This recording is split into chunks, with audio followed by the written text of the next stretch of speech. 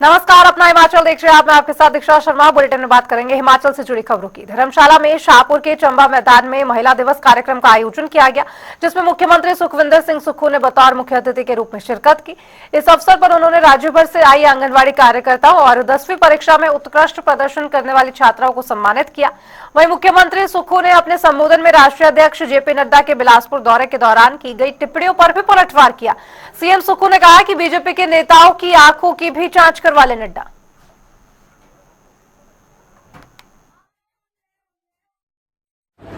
Bharatiya Janata party के राष्ट्रीय अध्यक्ष कहते हैं, मैं ऐसा डॉक्टर हूं, आंखें तो ठीक कर सकता हूं पर रोशनी नहीं दे सकता हूं। ये कैसे आंखों के डॉक्टर हैं? कोई मरीज अगर आंखों के डॉक्टर के पास जाता है तो ये समझ कर जाता है कि वो रोशनी देगा। अच्छा तो ये होता, आप राष्ट्रीय अध्यक्ष है, हमारा बड़ा हिमाचल प्रदेश से है, आप पिछली भारतीय जनता पार्टी की पूर्व की जयराम ठाकुर की सरकार थी, उनकी आंखें ठीक करते, उनको रोशनी देके जाते तो आज प्रदेश की संपदा को आप लुटने से बचा सकते थे। आपने प्रदेश की संपदा को लुटाया है। आने वाले समय में हम एक एक पन्ना इस जनता की अदालत में लाएंगे। बढ़ेंगे आगे। अंतर्राष्ट्रीय महिला दिवस के मौके पर बीजेपी महिला मोर्चा की ओर से शिमला में राज्य स्तरीय कार्यक्रम का आयोजन किया गया और इस मौके पर पूर्व मुख्यमंत्री और नेता प्रतिपक्ष जयराम ठाकुर भी शामिल रहे। इस दौरान नेता प्रतिपक्ष जयराम ठाकुर ने देश और प्रदेशवासियों को बधाई दी। साथ ही बजट सत्र को लेकर प्रदेश सरकार पर जमकर निशाना साधा। वहीं कई मुद्दों को लेकर जयराम ठाकुर सुक्खू सरकार को घेरते हुए नजर आए। क्या कुछ कहा, ये भी सुनिए। प्रधानमंत्री नरेंद्र मोदी जी ने ये करके दिखाया कि महिला आरक्षण का बिल 33% का लोकसभा में राज्यसभा में पारित करके हमारे समक्ष रख दिया और आने वाले समय में महिला प्रतिनिधित्व जो है लोकसभा में, राज्यसभा में और विधानसभा में आपको बहुत बड़ी तादाद में देखने को मिलेगा। और उसके साथ साथ में आज हमें इस बात को लेकर के भी प्रसन्नता है कि महिलाएं आरक्षण के अलावा बिना आरक्षण के भी हर फील्ड में आगे बढ़ी है। सबकी बार बहुत छोटा रखा गया है और संभवतः मुझे लगता है कि सरकार की सोच में ये बात आई है कि बहुत सारे मुद्दे हैं जिन मुद्दों पर सरकार को जवाब देना होगा और जवाब देना बहुत कठिन होगा, मुश्किल होगा। इसलिए उन्हें बजट के सत्र को बहुत छोटा कर दिया। सैटरडे भी वर्किंग डे रखा हुआ है, जहां 4 दिन महामहिम राज्यपाल महोदय जी के गवर्नर एड्रेस पर जो है वो राज्यपाल अभिभाषण पर चर्चा में चले जाएंगे। 4 दिन बजट के डिस्कशन पर चले जाएंगे। सरकार के जो पैसा विकास के लिए दिया गया है, योजनाओं के लिए दिया गया, उस पैसे का इस्तेमाल सैलरी और पेंशन के लिए किया जा रहा है। तो ऐसे बहुत सारे मुद्दे हैं जिन मुद्दों को लेकर के चर्चा करने की आवश्यकता। तो कह रहा हूं कि अब इस सरकार का कोई सरोकार नहीं रह गया कि आदमी जिंदा रहे या ना रहे। इनकी कुर्सी जिंदा रहनी चाहिए, इनकी कुर्सी जो है वो चलती रहनी चाहिए। हिमकेयर ऐसी योजना थी, आयुष्मान भारत ऐसी योजना थी जो गरीब लोग हैं, जो अपना इलाज करने की स्थिति में नहीं है, उनको मदद करने के लिए, ताकि वो भी पीड़ा रहित जीवन गुजार सके, उनकी बीमारी का इलाज हो सके, उसके लिए हिमकेयर की हमने शुरुआत की। और आज हमको इस बात को लेकर के हैरानी है, लगभग 450 करोड़ के लगभग आयुष्मान भारत और हिमकेयर का पैसा अभी वर्तमान सरकार को जमा करने को है, पैसा जमा नहीं कर रहे।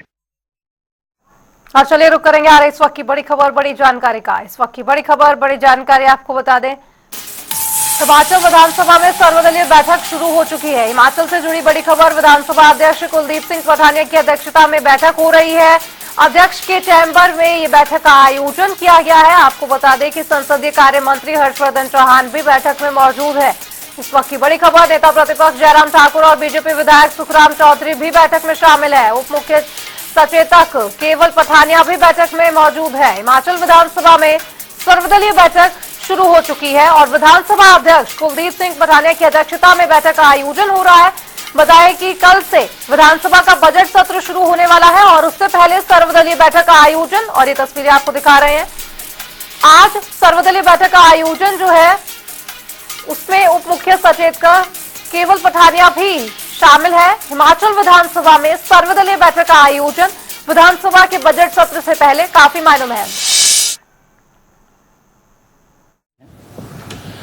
और जो आशंकाएं आप व्यक्त कर रहे थे,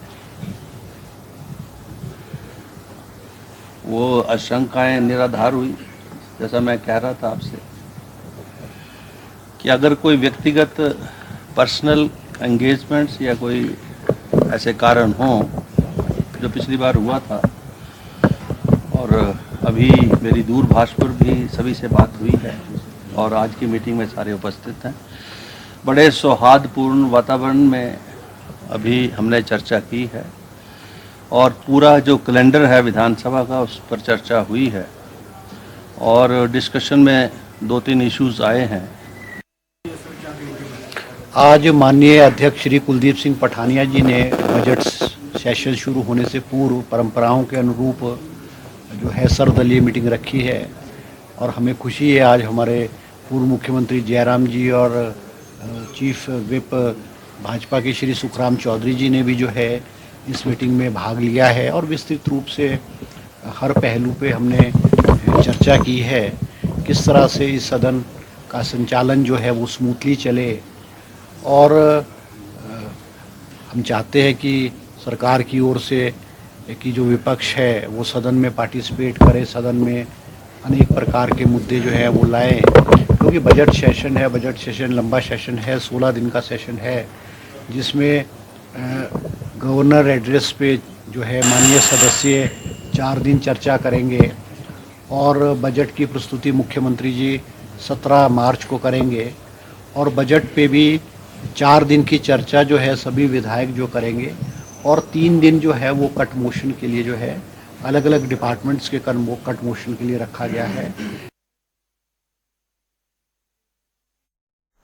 बढ़ेंगे आगे। कांग्रेस की प्रदेश अध्यक्ष प्रतिभा सिंह ने प्रेस कॉन्फ्रेंस की और इस मौके पर प्रदेश अध्यक्ष कई मुद्दों पर बोलती नजर आई। क्या कुछ कहा ये भी आपको सुना देते हैं। मुख्यमंत्री का प्रेरोगेटिव है कि किसको बनाना चाहे, उन्होंने ऐसी बात नहीं है। वो पहले भी उन्होंने कांग्रेस पार्टी का बहुत टाइम तक काम किया है। वो पार्टी के हमारे कुल्लू के अध्यक्ष रहे हैं बहुत लंबे अरसे तक और उनकी नियुक्ति हुई है। हमें खुशी है कि उनको सरकार ने मौका दिया है और वो क्योंकि गांव से संबंध रखते हैं तो वो गांव की जो महिलाएं हैं वो दूध उत्पादन करती हैं, उनको वो प्रोत्साहित करेंगे और उनको ज़्यादा से ज़्यादा इस में गति लाएंगे ताकि हमारी महिलाओं को उसका लाभ हो। हाँ, ये एक चिंता का विषय है और सिंस उन्होंने ये बात उठाई है कि महिला आयोग की एक महिला चेयरपर्सन होनी चाहिए जो कि महिलाओं की ग्रीवेंसेस को सुने, तो इस बात को भी हम सरकार तक पहुंचाएंगे। मैं माननीय मुख्यमंत्री जी से भी इस बात को कहूँगी कि जल्दी से जल्दी वो महिला आयोग का गठन किया जाए और एक महिला को मौका दिया जाए कि ताकि वो महिलाओं की दुख दर्द को सुनकर उसका निवारण करें। देखिए, इसमें हम आभारी हैं रजनी पाटिल जी के कि जैसे ही उन्होंने कमान संभाली वो हिमाचल प्रदेश आई, उन्होंने यहाँ 2 दिवसीय दौरा किया, मीटिंग्स की, मुख्यमंत्री के साथ की, मंत्रियों के साथ की, विधायकों के साथ की और सभी की बात वो फीडबैक लेकर गई हैं और मैं समझती हूँ कि उनके साथ एक बैठक अब हमें करनी है जिसका हमने ग्राउंड वर्क कर लिया है।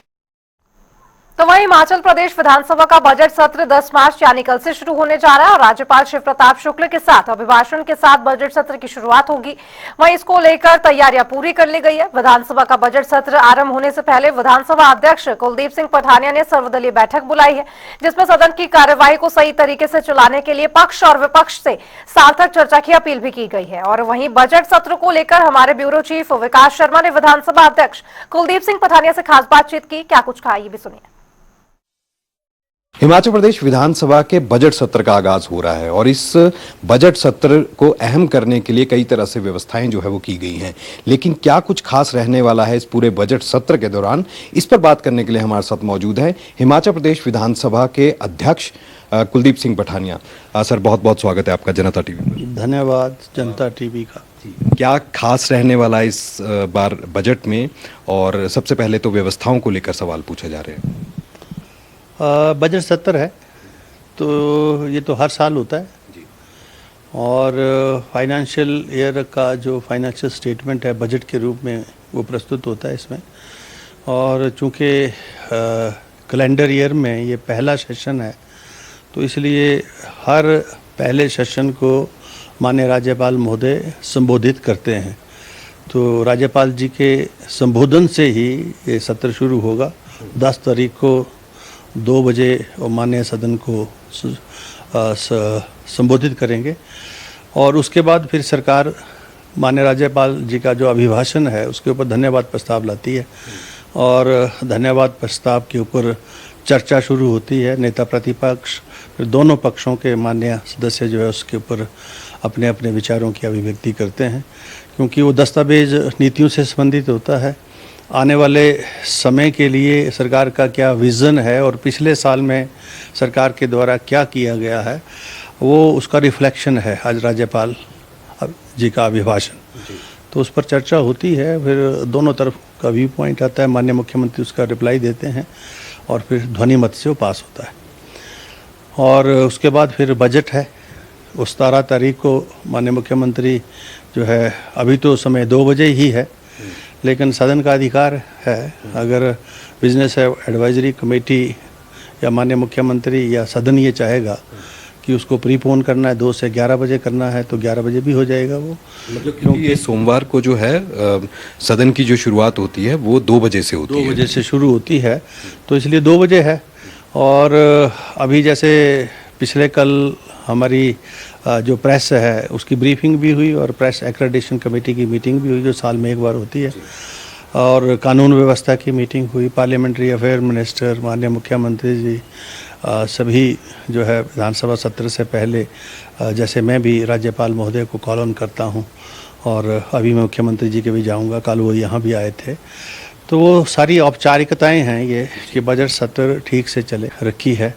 अभी मैं बात कर रहा था दूरभाष से माननीय अपने जयराम जी से जो नेता प्रतिपक्ष हैं, तो उनसे मेरी बात हुई है अभी कि कल जो है मीटिंग रखी है, वो उनकी जानकारी में भी था, तो बोला मैं अवश्य आऊँगा, ऐसा मुझे कहा उन्होंने। लेकिन इससे पहले ये देखा गया कि ऑल पार्टी मीटिंग या कभी इस तरह से बैठ के जब बुलाई जाती हैं तो विपक्ष की जो नाराज़गी वो सामने आई है कि वो उसमें भाग नहीं लेते। क्या इस बार ये नाराज़गी दूर करने के लिए कोई प्रयास किए जा रहे हैं?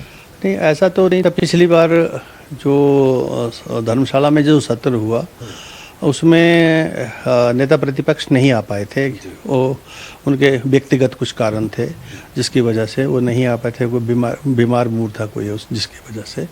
वैसे दूरभाष से उन्होंने मुझे इस बात का संदेश दिया था मैं नहीं आ पाऊँगा, और फिर वो क्योंकि वहाँ कुछ राजनीतिक गतिविधियाँ भी थी धर्मशाला में, जिसके फलस्वरूप वो जो उनके भारतीय जनता पार्टी के अन्य विधायक थे वो भी नहीं आ पाया। कोई सुखराम चौधरी हैं वैसे तो उसके, लेकिन अभी मेरी हमारे जो सेक्रेटरी हैं उन्होंने तो नोटिस भेजा ही है, बात भी हुई है उनसे, मैंने भी अपने तौर पर बात की है उनसे, और पार्लियामेंट्री अफेयर मिनिस्टर उनसे भी बात हुई है।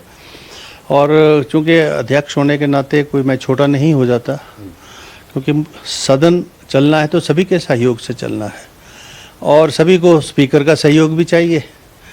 लेकिन मुझे मेरे अंदर तो कोई ईगो है नहीं, मैं चाहता हूँ सदन चले, क्योंकि सदन ये जनप्रतिनिधियों की, चुने हुए जनप्रतिनिधियों का स्थान है और हिमाचल प्रदेश की जनता से जुड़े हुए विषयों के ऊपर यहाँ चर्चा होती है, नीति निर्धारण होता है, कानून बनते हैं, कानून बदले जाते हैं।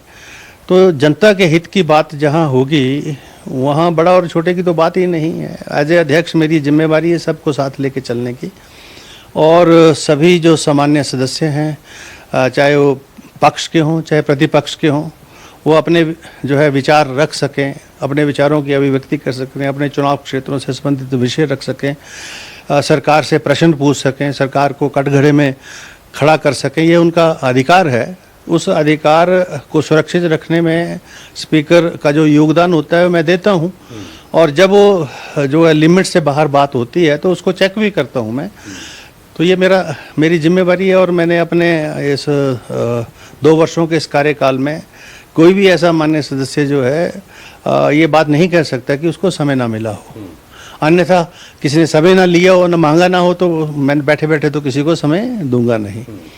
तो मेरी प्रयास ये है, कोशिश ये है कि हम सब जो भी चुने हुए विधायक के रूप में, स्पीकर के रूप में, मुख्यमंत्री के रूप में, नेता प्रतिपक्ष के रूप में, मंत्री परिषद के रूप में, जिम्मेवारी हमारी हिमाचल प्रदेश की जनता के प्रति है।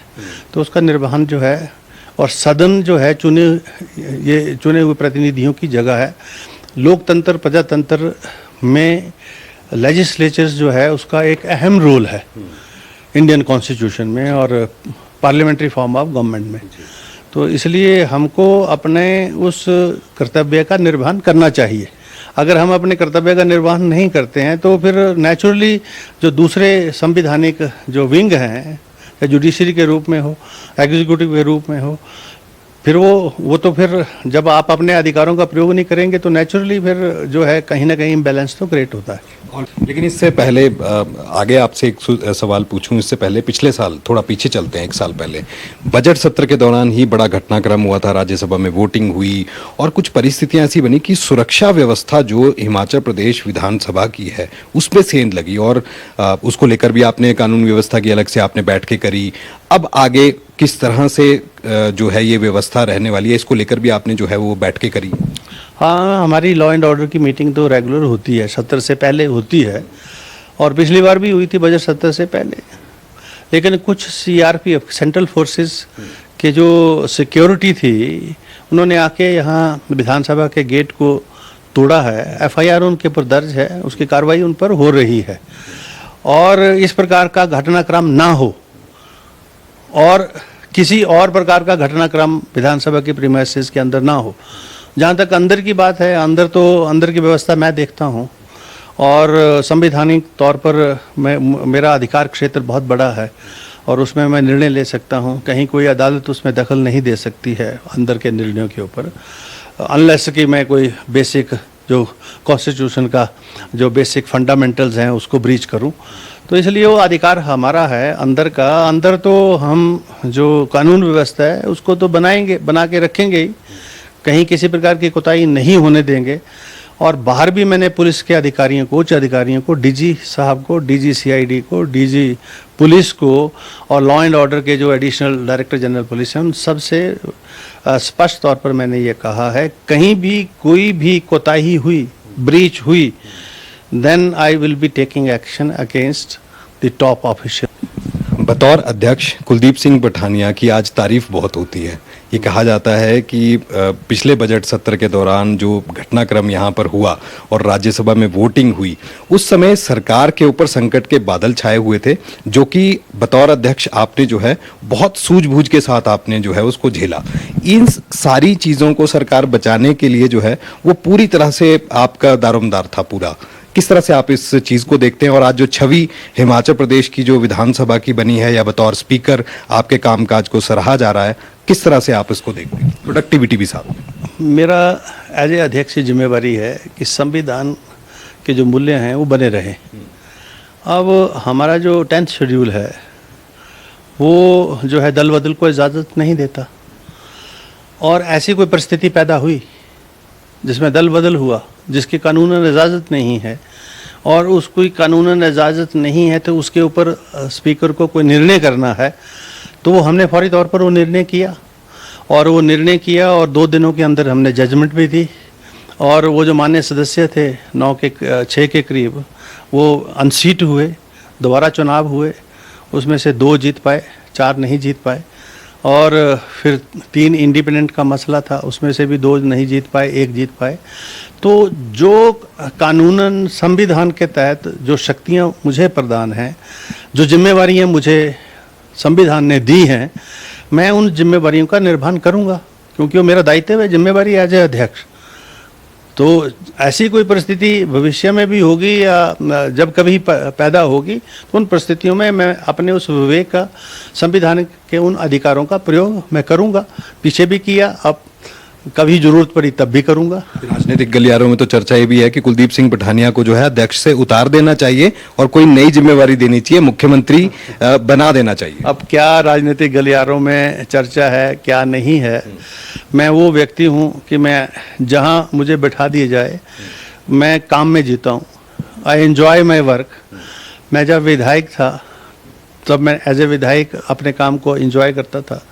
मैं फाइनेंस कमीशन का चेयरमैन रहा तो एज ए चेयरमैन मैंने जो रिपोर्ट दी थर्ड फाइनेंस कमीशन की, उसको उस समय के जो नेशनल लेवल के जो केलकर चेयरमैन थे फाइनेंस कमीशन, उन्होंने सराहा कि हिमाचल प्रदेश के जो फाइनेंस कमीशन के चेयरमैन हैं इन्होंने जो रिपोर्ट दी है ये अन्य प्रदेशों के जो है फाइनेंस कमीशन के चेयरमैन इनको भी देनी चाहिए। अब क्योंकि उस रिपोर्ट को सरकार अडॉप्ट करती है और उसके बाद फिर से दोबारा से कमीशन बैठ जाता है, तो मेरी वो रिपोर्ट अगले कमीशन ने निगेट कर दी क्योंकि सरकार को सूट नहीं करती थी। लेकिन मुझे जो अधिकार क्षेत्र दिया गया उस समय की सरकार के द्वारा, तो मैंने एज ए चेयरमैन जो है फेयरली स्क्वेयरली काम किया और जो मुझे करना चाहिए था उसमें कुछ को ठीक भी लग सकता है, कुछ को नहीं ठीक लगा। पंचायती राज संस्थानों को अच्छा लगा, अर्बन बॉडीज़ को अच्छा लगा क्योंकि मैंने उसमें बजट का डिवीज़न कर दिया और कि इतने % budget 3.7 of the total consolidated fund will devolve to the panchayati raj institutions और टू दी अर्बन बॉडीज़, तो उनको अच्छा लगा। सरकार सीमित साधनों में जब 200, 300, 400 करोड़ इन संस्थाओं को जाएगा, स्वाभाविक रूप से कहीं ना कहीं कठिनाई पैदा होगी, तो उस वक्त समय की सरकार को अच्छा नहीं लगा। फिर मैं पीसीबी में रहा एज ए चेयरमैन, तो मैंने पीसीबी में भी काम किया, इंफ्रास्ट्रक्चर क्रिएट किया, वहाँ जो रिवायतें थी उनको बदला और इंडस्ट्री जो है उसके ऊपर रेगुलेटर की तरह नहीं एक दोस्त की तरह काम किया, उनका सहयोग किया ताकि इंडस्ट्री आगे बढ़े, ग्रो करे और इंडस्ट्री के माध्यम से जो रोज़गार पैदा होता है, जो रिसोर्सेज पैदा होते हैं, टैक्स के रूप में आय आती है, वो बढ़े। तो जहाँ भी जो भी काम मिला उसको मैंने प्यार से किया। आज अध्यक्ष का मिली है जिम्मेवारी तो मैं इसका निर्वहन कर रहा हूँ, कोई और जिम्मेवारी मिलेगी उसका भी निर्वहन। कोई स्पेसिफिक इशू के ऊपर चर्चा तो होती नहीं है, बजट जनरल है तो सारे विषयों पर चर्चा हो सकती है। यद्यपि फिर भी हमने जो है 0 आवर की व्यवस्था को जो है बरकरार रखा है। विपक्ष बहुत नाराज आपसे दिखता है। पिछली बार हमने देखा कि वो तो राजभवन तक पहुंच गए थे आपकी शिकायत लेकर, इस बार आपने संतुष्ट कर दिया उनको? क्या पूछें आप? जो हमारे जो प्रतिपक्ष है उसका अधिकार क्षेत्र है, वो प्रोटेस्ट भी कर सकते हैं, सरकार के अगेंस्ट भी प्रोटेस्ट करते हैं, स्पीकर की रूलिंग के अगेंस्ट भी प्रोटेस्ट करते हैं, उनका अधिकार क्षेत्र है, उनको अपने अधिकार क्षेत्र का प्रयोग करने दो, मैं अपने अधिकार क्षेत्र का प्रयोग करूंगा। तो जो मेरा अधिकार क्षेत्र है उसका मैं प्रयोग करूंगा, जो उनका है वो करते रहें। यहाँ तो शिकायत शिकायत की तो कोई बात नहीं है, यहाँ तो अधिकारों और शक्तियों की बात है। जहाँ जहाँ जिसके पास जो शक्ति है उसका प्रयोग करेगा और मैंने जो निर्णय लिए हैं अभी तक तो अदालतों ने उनको सराहा ही है। सत्ता पक्ष और विपक्ष से क्या अपील करेंगे कि सदन किस तरह से चलना चाहिए? मैं एज ए अध्यक्ष मेरी ये जिम्मेवारी है, दायित्व है संवैधानिक कि सभी माननीय सदस्य सत्ता पक्ष से हों और या प्रतिपक्ष से हों, और चूँकि सदन के नेता माननीय मुख्यमंत्री होते हैं और प्रतिपक्ष के नेता जो है जो वर्तमान में पूर्व मुख्यमंत्री के रूप में श्री जयराम ठाकुर जी हैं, इनकी जिम्मेवारी ज़्यादा है दोनों की, तो इन दोनों अपनी जिम्मेवारी का निर्वहन करें और ज़्यादा से ज़्यादा समय जो है उनको अपनी बात रखने का मिले, ऐसा मैं करता हूं। और जो नए चुन के आए हैं, जो फ्रेश फर्स्ट टर्म के विधायक हैं, उनको भी अपने अपने चुनाव क्षेत्रों से संबंधित विषयों को रखने की इजाज़त मिले, मैं वो भी करता हूं। प्रश्न जो उन्होंने दिए हैं आप देखेंगे इस बार प्रश्नों में, तो अभी जो फर्स्ट टर्म के थे 6 महीने हो गए उनके साल हो रहा है, तो उन्होंने प्रश्न दिए हैं, बहुत अच्छे प्रश्न दिए हैं जो प्रायोरिटी पर लगे हैं। मतलब जो फर्स्ट 10 जो क्वेश्चन लिस्ट होंगे उसमें बहुत सारे जो है जो हमारे फ्रेशर जो फर्स्ट ईयर टर्म के एमएलएज हैं उनके लगे हुए, तो होना चाहिए और ऐसी उम्मीद है कि शायद इसमें कोई अमेंडमेंट जो है इस बार आए। बहुत शुक्रिया हमसे बात करने के लिए, हमें समय देने के लिए सर। तो ये कुलदीप सिंह पठानिया विधानसभा के अध्यक्ष साफ तौर पर बेबाकी से अपनी बात भी कह रहे हैं, अपने राजनीतिक जीवन के बारे में भी बात करते हैं खुलकर, और खास तौर पर ये कहा जा रहा है कि जो बजट सत्र है इसके अंदर सौहार्दपूर्ण माहौल जो है वो बना रहना चाहिए, जो सत्ता पक्ष और विपक्ष के लिए एक सार्थक चर्चा के रूप में जो है वो सामने आए। जनता से जुड़े मुद्दे जो कि विधानसभा में उठाए जाते हैं वो पूरी तरह से उठाए जा सकें और जनता को इसका लाभ पूरी तरह से मिल पाए। इसके साथ ही कुछ नए विधेयक जो हैं वो लाए जा सकते हैं। नशे को लेकर किस तरह से खात्मा उसका किया जाना है उसको लेकर भी इनकी तरफ से ये अपील की जा रही है कि जरूर इसके ऊपर चर्चा जो है सदन के अंदर होनी चाहिए, जिससे सख्त कानून जो है वो इस पर बनाया जाना चाहिए। इसके साथ ही विधानसभा के बजट सत्र की पूरी तैयारियां हो चुकी हैं। अब 2 बजे से सोमवार से सत्र की शुरुआत होनी है, जिसके लिए विधानसभा सचिवालय पूरी तरह से तैयार है। कैमरा पर्सन रोशन के साथ